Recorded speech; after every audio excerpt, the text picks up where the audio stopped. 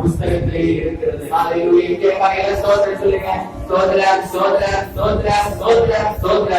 இந்தியாவை வைத்திருக்கிறதுக்காக எல்லாரும் சோதனை சொல்லுவோமா?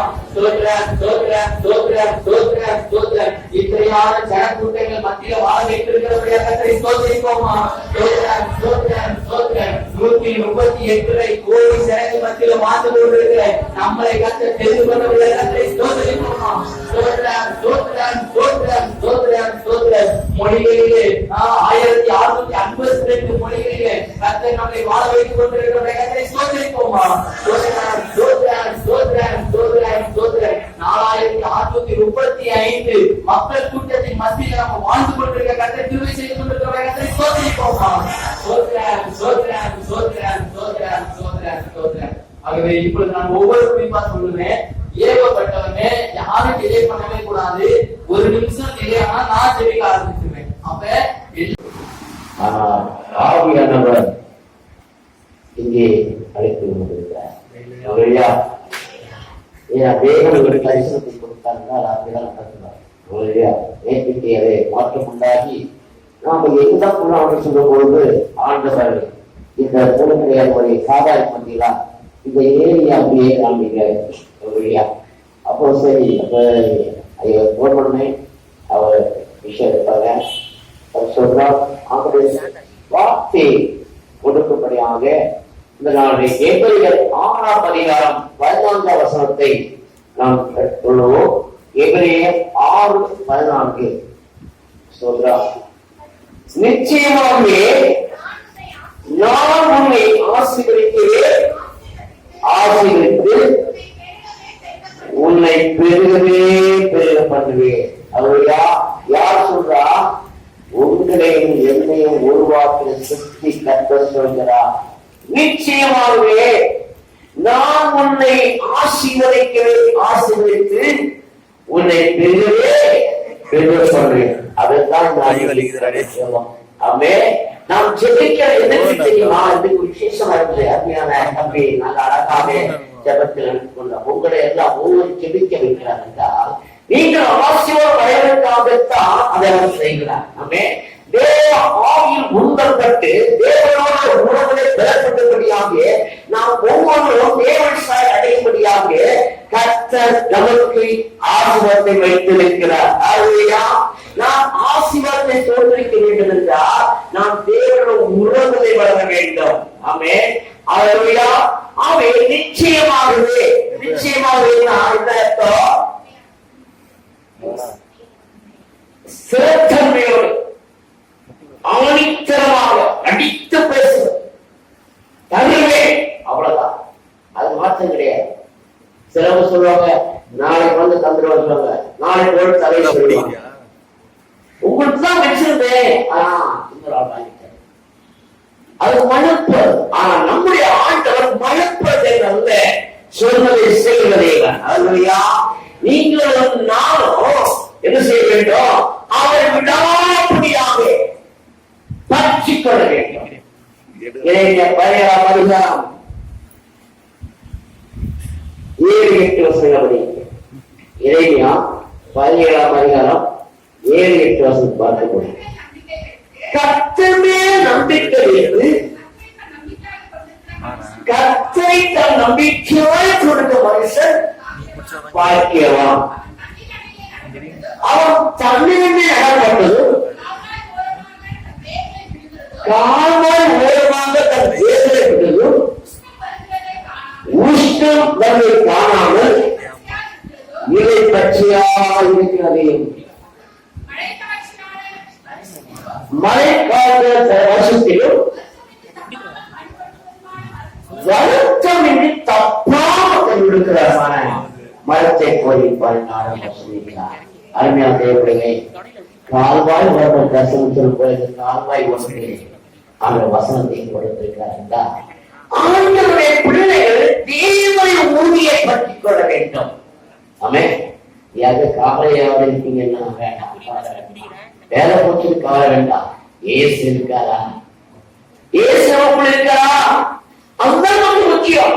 அவர் ஐஸ்வர்யம், அந்த ஐஸ்வர்யம் நம்ம நன்றாய் நடந்த தேவனாக இருக்கிறார். ஆமே, அவர் தான் பிலிப்பியர் 4:6 சொன்னார். சொல்றான் பிலிப்பியர் 4:6 அவர் சொல்றார், நீங்கள் ஒன்று குறித்து கவலைப்படாமல் எல்லாவற்றையும் குறித்து விண்ணப்பத்தோடு சுத்தத்தோடு கூடிய ஜெபத்தினாலும் வேண்டுதல் யார் செய்வதுமா? தேவனுக்கு. ஆமே, இன்றைக்கு நாம் வேண்டுதல் செய்வதை நிறுத்தி தேவனுடைய கிருபையை பெறுவதற்கு, தேவனுடைய அன்பை பெறுவதற்கு, தேவனுடைய ஆசீர்வாதத்தை சொல்வதற்காக நான் உன்னை ஆசீர்வதிக்கிறேன், ஆசீர்வதித்து உன்னை பெறுவேன் என்ற தேவன் அவர் யார்? இந்த பொய்யுரையா தேவன். ஆமே, அல்லேலூயா. அதான் தம்பி அழகா சொன்னான், கவலைப்படாதீங்க, வேலை போச்சு. ஏன்னா இரட்டிப்பா நன்மை தகுதி நம்முடைய தேவன். அல்லேலூயா. ஒருவரை அடைந்தால் 7 வரை சிறக்கும். ஆமே, இப்போ ஒரு சின்ன வேலை கொஞ்சம் பெரிய பிரகாசம் இருக்கிறது அர்த்தம். ஆமே, அல்லேலூயா. ஒரு தேவன் நேசிக்கிறார், நல்ல ஒரு விஷயம் வைக்க போறார். ஆமைத்தான் ஆண்டவர் சங்கீதம் 33 சொல்றோம் பாருங்க. சங்கீதம் 33 பாருங்க. அங்கே ஆண்டவர் சொல்றார், நீதிமான்களே, நீதிமான்களே கர்த்தருக்குள் கலிகூறுங்கள், துதி செய்வது செம்மையானதற்கு தகும். அல்லேலூயா. நீதிமான்களே யாரு? நம்மள யாரு? நீதிமான்கள். அப்ப நீதிமான் செய்ய முழுக்கமான ஜெபம் என்ன செய்வான்? கேட்கப்படும். அல்லேலூயா. அப்ப உங்களை என்னைய நீதிமான வைத்து இருக்க தெரியுமா? அப்படி பரலோகத்தில் பொருட்கள் பெற்றுவதற்காக நாம் வேண்டுதல் செய்யும் பொழுது அந்த ஜெபம் செய்யும் கேட்கப்படும். நீங்க கேட்கிற விண்ணப்பம் உங்களுக்கு தேவையை அருளப்படும். ஆமே, அல்லேலூயா. அல்லேலூயா. கவலையா இருக்கீங்களா? இப்போ கவலையா இருக்கீங்களா? கவலை இருக்கீங்களா? சொல்லுங்க. நம்ம தேவன் நம்ம இருக்கிறார். இயேசு நமக்கு இருக்கிறார். அவர் உன்னை ஆசீர்வதிக்கிறேன், ஆசீர்வதித்து உன்னை பெருகவே பெருகப்படுவான். ஆவியாரத்தினால பெருகி பெருகும்படிக்கு. ஆவியார் 1ஆம் அதிகாரம் 27, 28 வசனம் படிங்க. அவர் சொன்னார் பாருங்க, தேவன் தம்முடைய சாயலாக மனுஷனை சிருஷ்டித்தார்.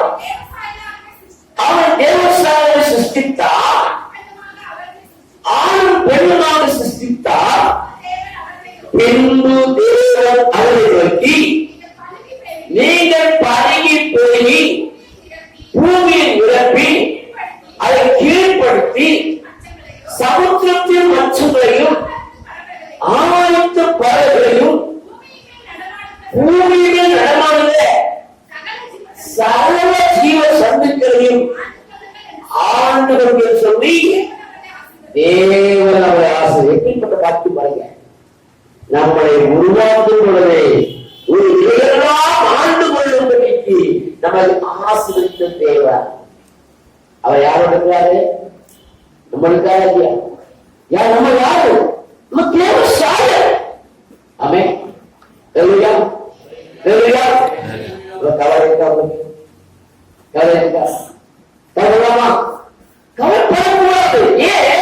நம்முடைய ரோகம் எல்லாம் எண்ணப்பட்டிருக்கிறது. அவருக்கு தெரியாம ஒன்றுமே. ஆமென். வரலாமா சொல்லுங்க. கவலை இல்ல, கலக்கம் இல்ல, கத்தரிக்கே. கவலை இல்ல, கலக்கம் இல்ல, கத்தரிக்கே.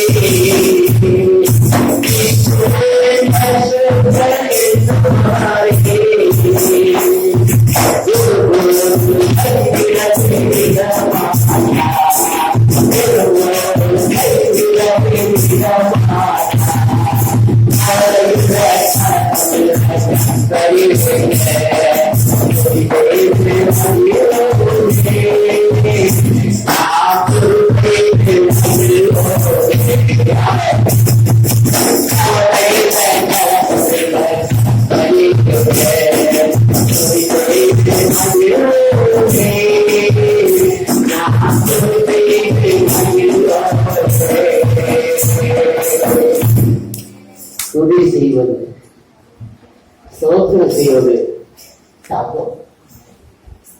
இந்த உலகமே தடைகளை வந்தாலும் நீ கவலைக்காக, இந்த உலகமே உன்னை கவலைக்காக, உலகமே உன்னை தூரத்தில் கவலைப்படாத. ஏண்டா நான் உன்னோடு இருக்கிறதே. கடந்தாத நான் உன்னை ஆசீர்வதிக்கவே ஆசீர்வித்து உன்னை பெருவே பெரியப்படுத்த என் ஆண்டவர் என்னை அழைத்த பொழுது இந்த வாக்குகளை காட்டி கொடுத்தார். முதல்ல இந்த வாக்குகளை கொடுத்தார். நிச்சயமாகவே நான் உன்னை ஆசீர்வதிக்கவே ஆசீர்வித்து என்னை பெரிய பண்ண தேவை. ஏண்டா சத்தியம் அறியாத நாளிலே முதல் இந்த வார்த்தையாக கொடுத்தார். அந்த போர்டுதான் என்னை வசன போடுதான் இன்றைக்கு போய் கேட்கிறோம். கிட்டத்தட்ட 26 ஆண்டுகள் ஆயிடுச்சு. அன்றைக்கு அந்த சத்திய ரகசியம் செய்யவில்லை. அவர் சொன்னார், அழைக்கும் போது இது ஒன்றை குறித்து கவலைப்படாது. இந்த உலகம் இருக்கட்டும், யாரும் இதை பற்றி பேசட்டும், என்ன செய்யாத, கவலைப்படாத, ஒன்றை குறித்து கவலைப்படாத, எல்லாவற்றை குறித்து என்ன செய்ய, சொந்தத்தோடு விண்ணப்பத்தோடு என்னுடைய சுபத்தோடு உன் தேவனுக்கு மட்டும் உன் வீடுக்குள்ள என்ன பிரச்சனை இருந்தாலும் சரி, நீ என்ன செய்யாத, கவலைப்படாத. ஏன், உன்னை உருவாக்குற சிருஷ்டிகர்த்தர் பரிசுத்தர், நான் பரிசுத்தர், ஆகையால் நீங்கள் பரிசுத்தமாயிருங்கள்.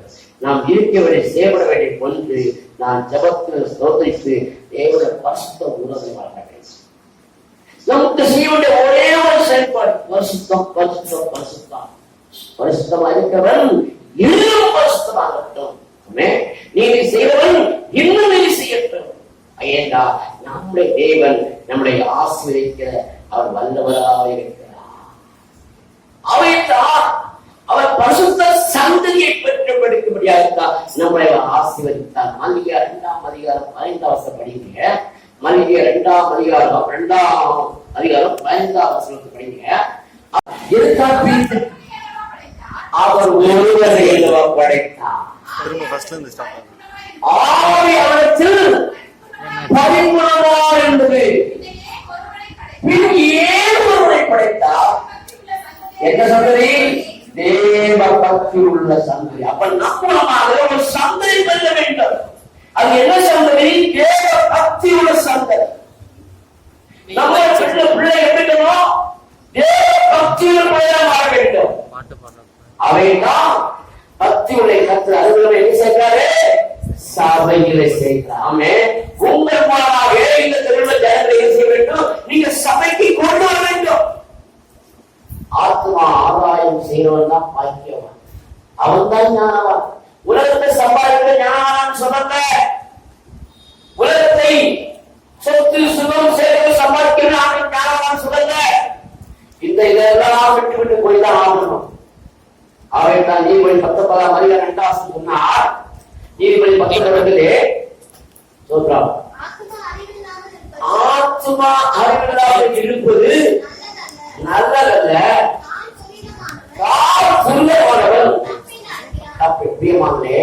நம்முடைய வாழ்க்கையில நம்முடைய ஆத்மா குறித்து கரிசனை வேண்டும். முதல் நம்முடைய ஆத்மா எனக்கு பிரியமாய் வாழும் பொழுது நாம் சும்மா இருக்க முடியாது. என்ன சொல்லுவோம்? அவரை துதித்து பாடி மகிழ்வோம். அவரையா அமைத்தான் பரிணாம நெருக்கங்கள் சோதனை வரும் பொழுது நாம் யாரை சார்ந்து கொள்ள வேண்டும்? தேவனையே சார்ந்து கொள்ள. ஏன் அவன் கவலை இல்லையா? அவன் யாரு? அவன் இருக்கிறவன், அவன் சமவன், அவனால் உண்டா? என் வாழ்க்கையில நீ கேட்க வேண்டியது அவன்தான், எந்த மனுஷனும் அல்ல. ஏன்னா எல்லா மனுஷனும் முடியாது சொல்றான், என் ஆண்டவர் நமக்கு செய்வேன்.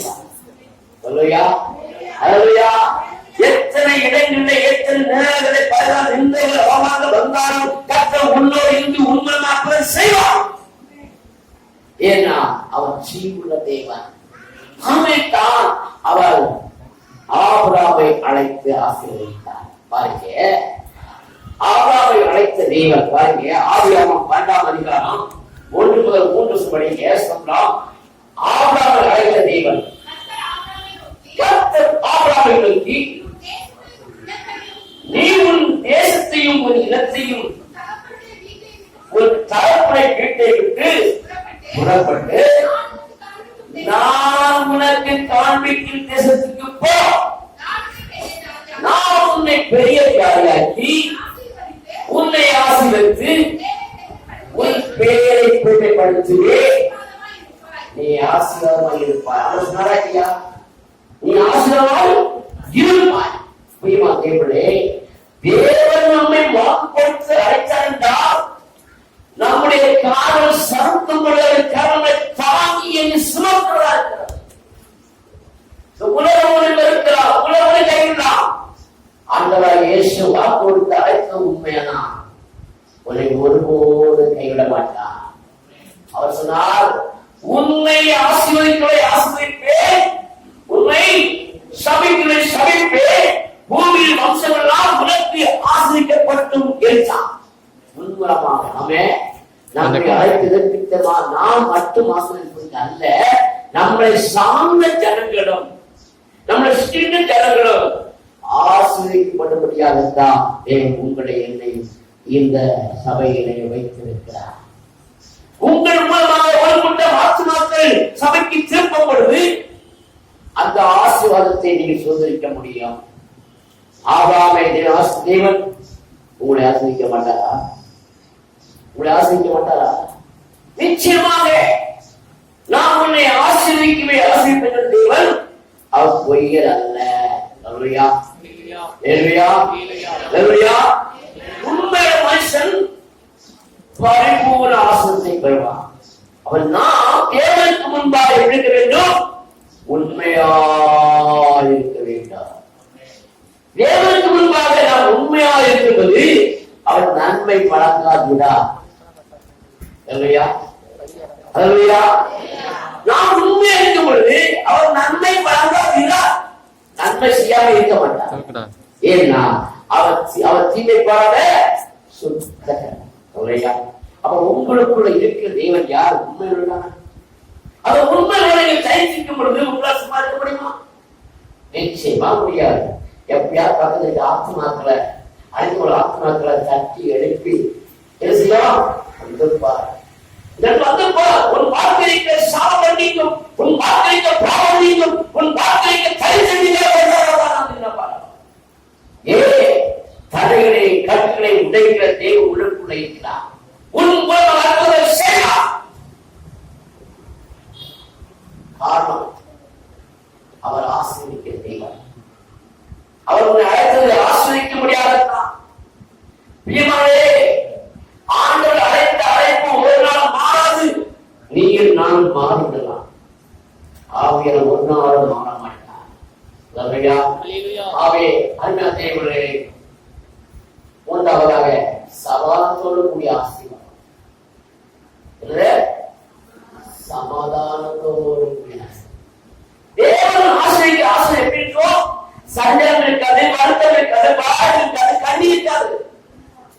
எல்லாத்தையும் வர்க்கபரமாக நமக்கு நிந்தைகள் அவமானங்கள் வந்தாலும் அதை தாங்கி ஏங்கி சுமக்கிற தேவன் நம்மை பக்குவப்படுத்தி பரிசுத்தப்படுத்தி தேசத்துக்கு உலகத்துக்கு ஆசீர்வாதம் வைப்பார். மோசேயை பாவத்தை கொண்டு போய் என்ன செய்தாரு? ஒரே ஒரு வாழையில பண்ண முடியாதா? முடியாதா? ஏன் 10 வருடம் இருக்கிறோம்? இந்த மோசே பக்கப்படும். இந்த மோசே தைரியமா இருக்கணும். இந்த மோசே 6 ஜனங்களை வழிநடத்த வேண்டும். அதற்கு தான் 10 வாதை அனுப்பி சரியா இந்த 6 ஜனங்களுடைய பொறுப்பு 6 ஜனங்களுடைய செயல்பாடுகள் எல்லாத்தையும் தாங்கி கொள்வதற்குதான் தேவன் என்ன செய்யாரு? பலப்பட்ட ஒரே அடியில் அடிக்க முடியும். ஆமே, ஒரே அடியில சாதிக்க முடியும். அப்படிப்பட்ட தேவன் என்ன செய்யல? 10 வாதி அனுப்பி செங்க முடிக்கிறாரு, செங்கடல் அடிக்கிறார். அல்லேலூயா. தம்முடைய இஸ்ரவேலரை பாதுகாக்க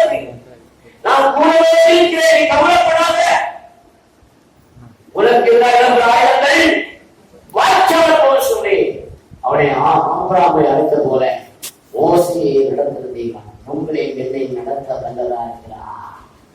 நாம் பெறப்பட வேண்டும் என்றால் பலவிதமான இன்னர்கள் சிக்கல்கள் வந்துதான் மனுஷர்கள் நடத்தலாம். ஏன்னா அந்த கண்ணில் எல்லாம் வாழ்ந்தால் அகற்ற முடியாது.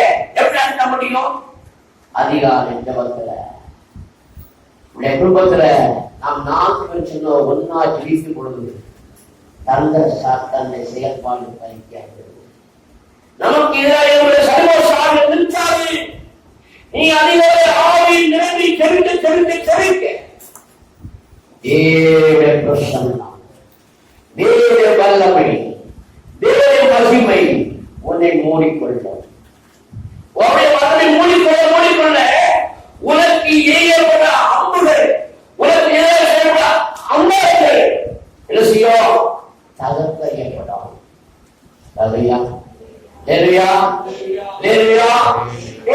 பிள்ளைகள் ஆவியில் நிரம்பி செவிக்க செவிக்கத்தான் அவர் எங்கே போன என்ன சொல்ல யாருக்கு என்ன செய்யறதை டைரக்ஷன் கொடுப்பார். ஏன் நான் ஒன்றினை வீட்டிலும் இல்லை, உன் வழியில் வழிகள் நான் இன்னைக்கு என்னோடு போயிருக்கேன். ஆனா கர்த்தர் டைரக்ஷன் மாத்தி இருக்கிறார். இங்கே தேவனை சந்திக்க அவர் வந்திருக்கிறார். சரீரத்தில் துன்பத்தில் முயற்சிக்கிறேன் ஆசிர்வதிக்க தேவனாய் வந்திருக்கிறபடியா அவர் சொன்னதை செய்ய தேவனாயிருக்கிறார். அருமையான தேவனே, அவருடைய ஆசீர்வாதம் பொன்னும் பொருள் அல்ல, சமாதானம். சமாதானம் என்னுடைய சமாதானத்தை வைத்துக் கொள்ள கர்த்தர் தன் ஜீவனை கொடுத்து தன் இரத்தத்தை சிந்தி நமக்காக இன்றைக்கும் பரிந்துரை செய்கிறார். தேவனாக இருந்தால் மன்றாடி கொண்டிருக்கிறார். இன்றைக்கும் நாம் சோர்ந்து கொள்ளாமல், கலங்கி விடாமல், வியர்வடையாமல், இன்னொரு வந்தாலும் அதை சைத்துக் கொள்ளத்தக்கதாக அந்த உன்னத கருணை இருந்தார். அதுதான் ஆசீர்வாதம். அந்த உன்னத சங்கீதம் 29 சொல்லுது பாருங்க, கர்த்தர் தன் ஜனத்துக்கு பலன் கொடுப்பார். பாருங்க, அருமையான தம்பி கிருஷ்ணன் சிவங்களை கொண்டு பலன் என்று சொன்ன வார்த்தை எந்த பலன்? நம்முடைய மாம்ச பலன் பரலோகத்தில் வர உன்னத பலன். அந்த உன்னத பலத்தால் இடைகட்டி உங்களை என்னைய இருக்கிறாரு சமாதானம் தந்து ஆசீர்வதிக்கிறார். கர்த்தர் தம் ஜனத்துக்கு பலன் கொடுப்பார். பாருங்க, முதல்ல சோர்ந்து நமக்கு சத்தம் இருக்கு. அந்த உன்னத பலன் மரங்களுக்கு என்ன செய்ய வேண்டும்? தேவ சொத்தை காத்திருக்க வேண்டும். நாம் அதிகாரத்தையே ஜெபிக்க வேண்டும். நாம் பிரபுமாக ஜெபிக்க வேண்டும். நான் கைவோர்த்து ஜெபிக்க வேண்டும். நான் ஆவியில் ஜெபிக்க வேண்டும். நான் அந்நிய பாஷை ஜெபிக்க வேண்டும். நான் அந்த சந்திகளை கட்ட உத்தாய்த்து ஜெபிக்க வேண்டும். அப்படி நீங்க அதிகாரம் ஜெபிக்க வேண்டாம். உங்களுக்கு வர ஆசை ஒன்று தடைபட முடியாது. ஒரு வழியா வருவார்கள், இவருடைய பிரபலமாக சொன்னேன், உனக்கு எதிராக இருக்கிற ஆயுதங்கள் முறியடிக்கப்பட்டு போகணும். ஆமென். ஹல்லேலூயா, ஹல்லேலூயா, ஹல்லேலூயா, ஹல்லேலூயா. இந்த கவலையில் முடிந்து வாய்க்கவில்லை. நாம் கர்த்தரோடு தனித்திருந்து கர்த்தருடைய வார்த்தையை ருசிக்க நமக்குள்ள புது பலம் வரும். அந்த புது பலம் என்ன செய்யும்? நம்மை சக்தியைக்கு பறக்க செய்யறாங்க.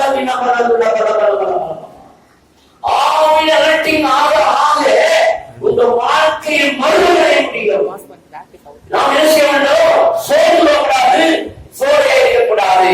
அந்த உள்ளத்தின் பலத்தால் இடைப்பெற்றது மாற வேண்டும்.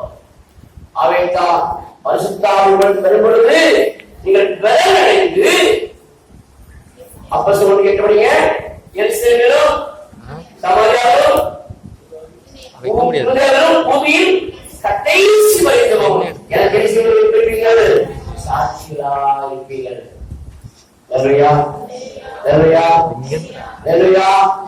நாம் சாட்சிகளாக இருக்க நம் தேவனை விரும்பிக் கொண்டே இருப்பார். நம் தேவனை ஆசிரியத்துக் கொண்டே இருப்பார்.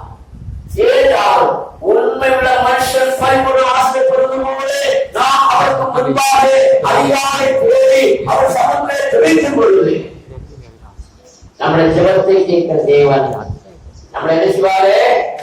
ஆசீர்வதிப்பார். மட்டுமல்ல, ரோமர் 16:20 சொல்லி பாருங்க. ரோமர் 16:20 சமாதானத்தின் தேவன் சீக்கிரமாய் சாத்தானை உங்கள் காலின் கீழே நசுக்கி போடுவார். ஹல்லேலூயா.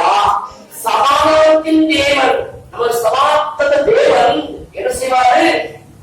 சமாதானத்தை கிரிகளை உங்கள் காலின் கீழ் நசுக்கி போடுகிறார் இருக்கிறார். சமாதானத்தின் தேவன் சீக்கிரமாய் சாத்தானை உங்கள் காலின் கீழே நசுக்கி போடுவார். நம்முடைய கர்த்தராகிய இயேசுவின் கிருபை உங்கள் கூடவே இருப்பதாக. ஹல்லேலூயா. தேவனுடைய கிருபை, தேவனுடைய கிருபை, அவருடைய கிருபை நம்ம என்ன செய்யும்? சூழ்ந்து கொள்ளும், நம்முடைய பாதுகாக்கும். கர்த்தருடைய கிருபை என்னென்னும் உள்ளது.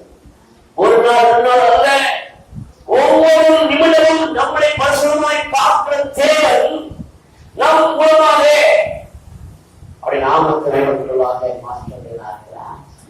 ஹல்லேலூயா, ஹல்லேலூயா, ஹல்லேலூயா, ஹல்லேலூயா, ஹல்லேலூயா, ஹல்லேலூயா.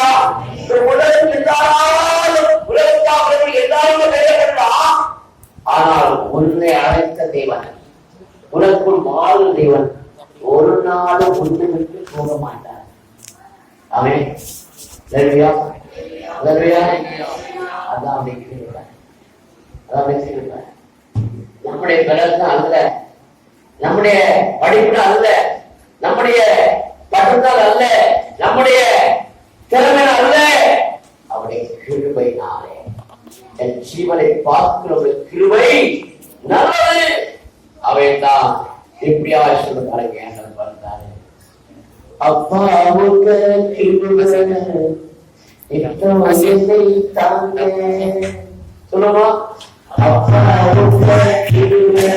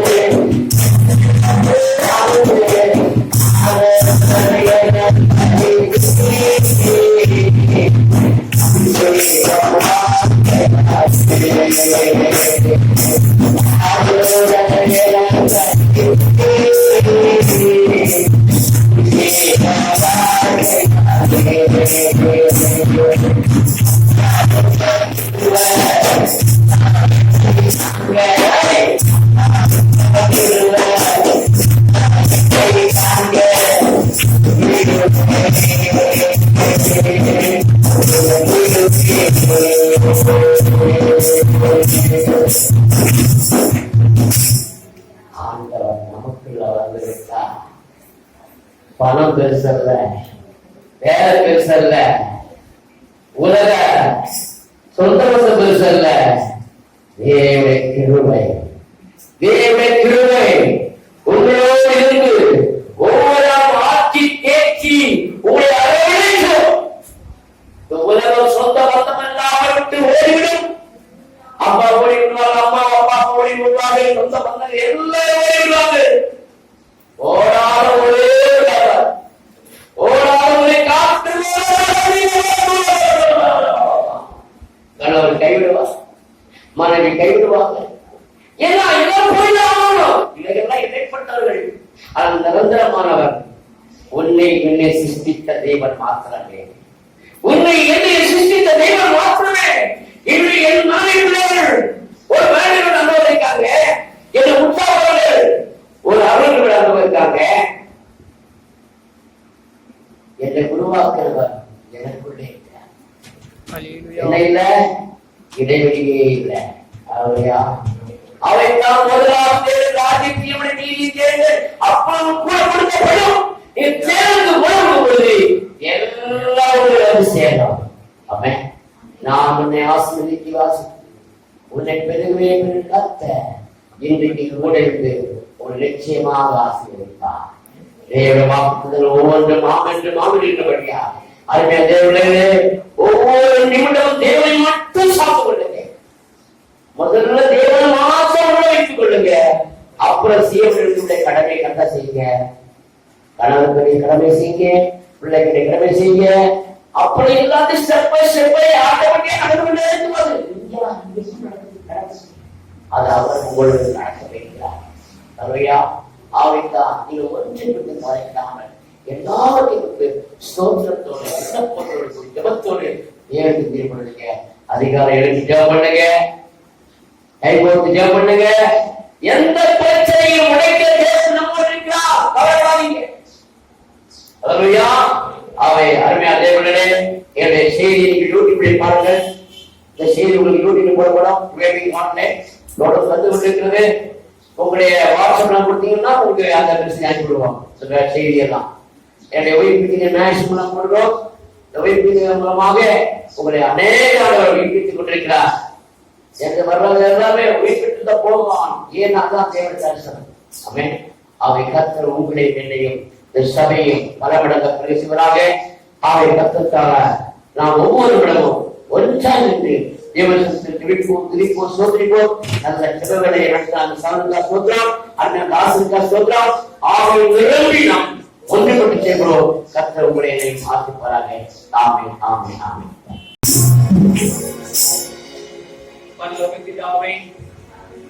சொந்த குமார் மட்டும் அவரே எங்கள் எல்லாருக்கும் அவரோடு கூட மற்ற எல்லாவற்றையும் மறலாதிருப்பது எப்படி? நிச்சயமாகவே பிள்ளைகளை ஆசீர்வதிக்கிறோம்.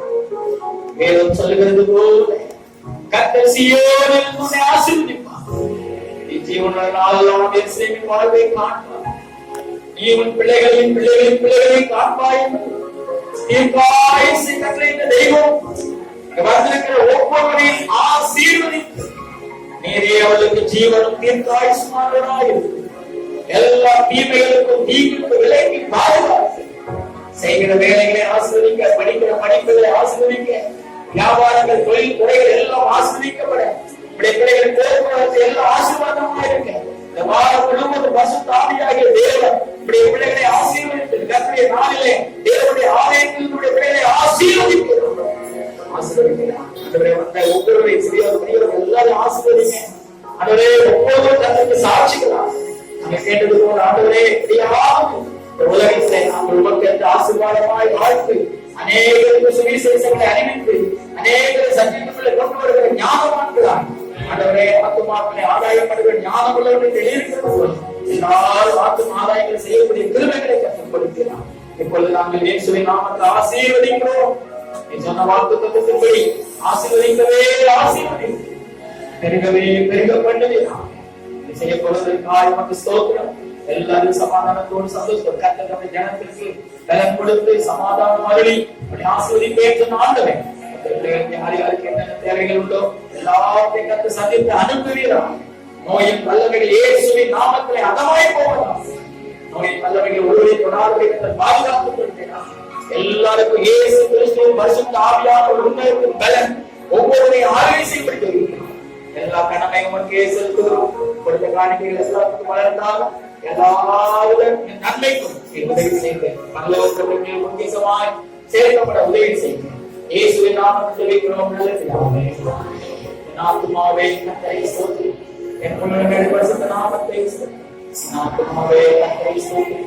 அவர் செய்த சகல உபகாரங்களை கண்டு நம்முடைய கர்த்தராகிய இயேசு கிறிஸ்துவின் பிதாவாகிய தேவனுடைய அன்பும் பரிசுத்த ஆவியானவருடைய ஆசீர்வாதம் பாதுகாவல் சமாதான வழியில் நம் அனைவரோடும் சகல பரிசுத்தவான்களும் ஒரு வருகை மட்டும் எப்போதும் இருப்பதாக. அல்லேலூயா அல்லேலூயா அல்லேலூயா.